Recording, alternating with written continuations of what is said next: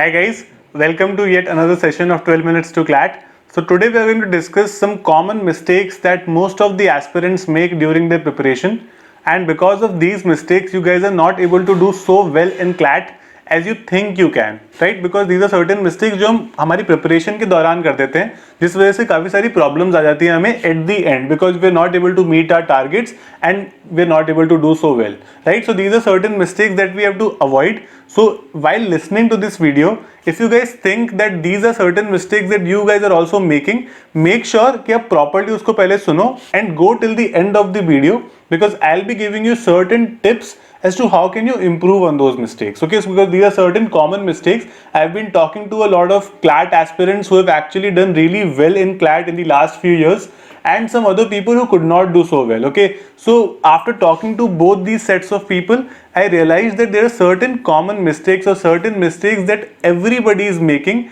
and because of this they're not able to do so well. Okay, so we need to avoid such mistakes, and that is the purpose of making this particular video. Okay, the first major mistake that all of you, almost everybody makes, is a lot of procrastination and taking half measures.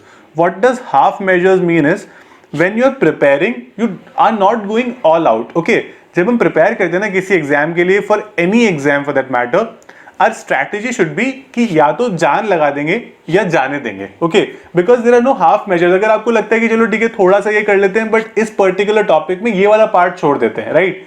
जैसे हमने बहुत सारे videos किए जिसमें हमने example दिया है कि मैथ सेक्शन छोड़ देते हैं, एंड में कर लेंगे, राइट? बिकॉज वो हमारा स्ट्रॉन्ग पार्ट नहीं है. The problem is you guys have to understand that every mark is important, okay? Because out of those 70,000 aspirants जो CLAT exam देंगे, our aim is to get into top 500 ranks ताकि हमें top 5-6 NLUs मिल पाए, right? 70,000 में से 500 rank लाने का मतलब है not 1 out of 100 students are going to be selected, right? The margin for error is so less कि अगर आप कुछ भी टॉपिक छोड़ते हो या कुछ भी कॉन्सेप्ट छोड़ते हो ना, then it creates a chance, एक potential एक चांस हो जाता है जो शायद एक क्वेश्चन आएगा और आपको नहीं आ पाएगा, right?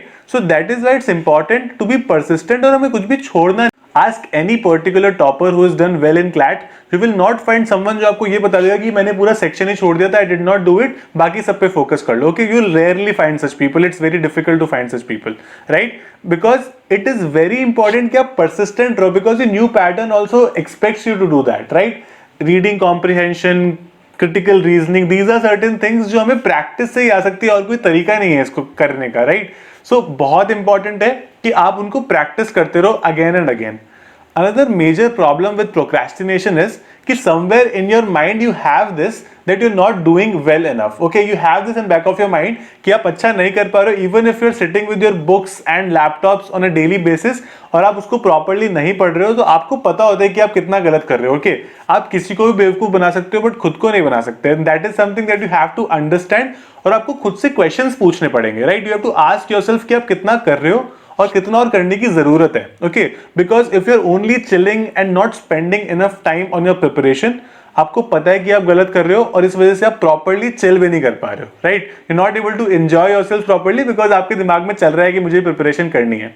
So good strategy that most of the toppers adopt is you can make proper time table for a period of 6 days. ठीक है, रोज के टारगेट्स बनाओ, रोज के ऐसे टारगेट्स बनाओ जो आप मीट कर पाओ और जो कि इंपॉर्टेंट चीजें हो पढ़ने के लिए, right? So if you are taking a drop या फिर 12th के साथ भी कर रहे हो तो ऐसे टारगेट्स बनाओ जो आप मीट कर पाओ और बाकी सारी जो चीजें आपकी लाइफ में जो बहुत इंपॉर्टेंट है with respect to your studies वो भी साथ साथ पूरी हो सके.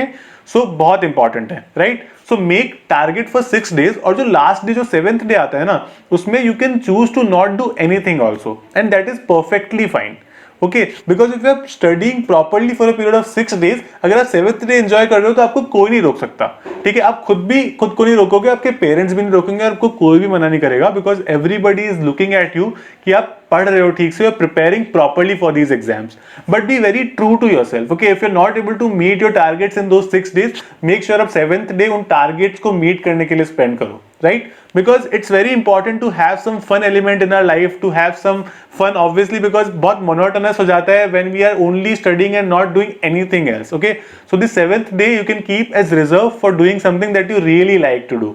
Okay, another question that a lot of students ask in comments या फिर बहुत अलग-अलग जगह पे they're asking me as to what are the number of hours that they should study to clear CLAT. Okay, या फिर कितने महीने उनको पढ़ना चाहिए. See there is no fix time frame. There are lot of people जो रोज शायद 2 या 3 घंटे ही पढ़ते हैं and they are able to do really well because वो उसको बहुत ज्यादा अच्छे से पढ़ रहे हैं. And there are people who study for 10 hours a day और फिर भी उनका क्लियर नहीं होता because there is no fixed time frame जिसके लिए आपको पढ़ना है. The amount of hard work you are putting in the time you are studying, ठीक है, चाहे आप 4 घंटे पढ़ रहे हो लेकिन उसको आप बहुत अच्छे से यूटिलाइज कर रहे हो. You are meeting your targets, you are making proper targets. That is very important. Okay, to have a set target in mind is a very important thing to clear any exam for that matter. So I hope this session was slightly useful to you and you guys will understand and analyze these mistakes that you people are making. And if you are making these mistakes, make sure कि अभी बहुत time है CLAT में, ठीक है, there is enough time to rectify on these mistakes and you actually do that. Okay, avoid making these mistakes. Let's work hard for some time and you'll be really good to go and you have a great future ahead. All the very best.